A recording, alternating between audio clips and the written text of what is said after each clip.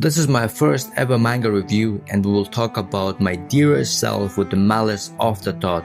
And this manga is something else. Like, I finished this manga yesterday, and it was one of the best experiences that I had with any kind of story medium ever, because it uses the element of curiosity like no other story. Like, few story comes close when it comes to the curiosity element, and this manga does that perfect. And you need to imagine this story is a smaller version of Attack on Titan with 10 times more twist. What makes Attack on Titan so special is that the story changes with twist. Like, the entire core story, it changes.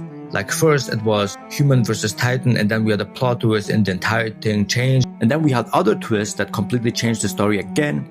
And with this story, it's the same, but it has 10 times more twist. Literally, like, every few chapters you have a new twist that completely changes the entire story. And it's really like a very unique experience. Let's talk about the story, because I won't spoil you, because if I do, then the entire experience is ruined, because this is a story that you need to experience in the first hand, and if you reread this story, it won't be the same, not even near. So the story starts with IG. IG's father was a serial killer like 15 years ago, and he died, and everyone knows that his father is a serial killer.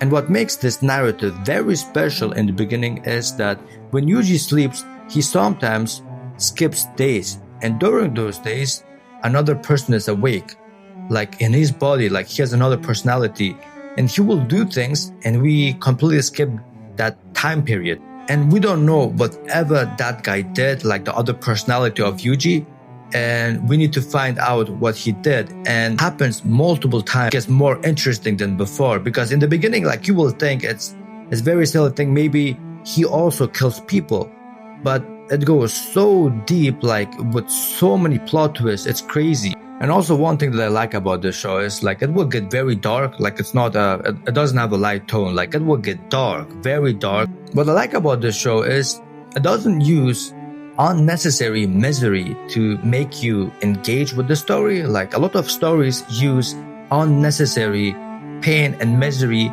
just for the sake of it. For example, Guns use a lot of those scenes, and it's just trash. Like, literally, like, so many misery and pain happens, and it's just for nothing. Like, literally, it's just for the sake of happening without any emotional attachment toward that. And it uses it so much that it doesn't mean anything in the end of the day. And this manga doesn't do that. It, like, in the beginning, you will think it will be a hardcore killing story, but no, it doesn't happen a lot, and it's all about the mystery behind the connection, the drama, like, and that's what makes the story so interesting.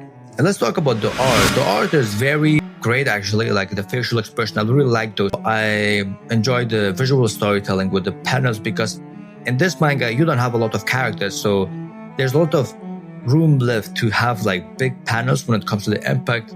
For example, and I will rate this manga an 8 out of 10, because this manga is a very unique experience that I didn't have for a long time. Like, I remember when I watched Attack on Titan, I had the same feeling. When I Death Note, I had the same feeling, like the curiosity, like, you know, like where you can't stop consuming the show, like where you can't just stop, like you literally can't. You want to leave everything aside and just focus on the story.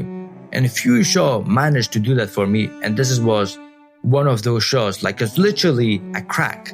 Like, literally, it will make you a crackhead for 1 or 2 days.